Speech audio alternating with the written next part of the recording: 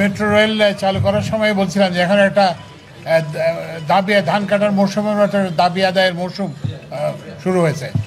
তো এখন হচ্ছে কি যে আপনি এবং প্রত্যেকটা দাবিরই কিন্তু একটা আর্থিক সংশ্লেষ আছে, মানে সরকারের ব্যয় বাড়বে। তো সরকার রাজস্ব তো হঠাৎ করে রাতারাতি বেড়ে যাবে না। তাহলে আমরা কিভাবে এইসব দাবি মেটাবো? টাকা ছাপতে পারি। টাকা ছাপলে কী হবে? মূল্যস্ফীতি হবে। মূল্যস্ফীতি হলে কী হবে? আপামর জনসাধারণ এর সময় সাফার করবে। আপনার বাজারের আলুর দাম 40 টাকা থেকে 80 টাকা হবে, পটলের দাম 60 টাকা হয়ে যাবে, তেলের দাম 200 টাকা চুবে। তো আপনারা কি এটা চান? পেঁয়াজের দাম 150 টাকা হবে। আপনারা কি সেটা চাই না? ওই জন্যই আমাদের উপদেষ্টা আসিফ নজরুল সাহেব যেটা বলেছেন যে নিয়মতান্ত্রিক পন্থায় আসুন।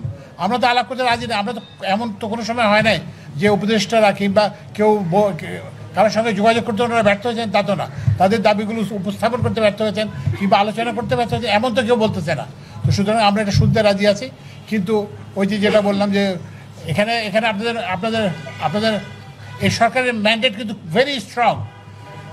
ছাত্র জনতা রাজপথে রক্ত দিয়ে এই সরকারকে আনছে।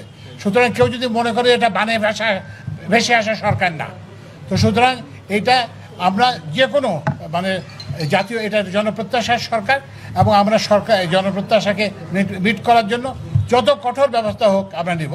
But at the same time আমরা যেটা ন্যায্য দিয়ে যেটা বৈষম্য, আমরা জানি যে গত 16-17 বছরের অপকর্মের ইতিহাস আমরা জানি। আমরা যে ওয়াকেফাল নই তা না। আসিফ নজরুল সাহেব খুব ভালো জানেন, আমিও খুব ভালো জানি, কিন্তু আমাদেরকে সময় দিতে হবে।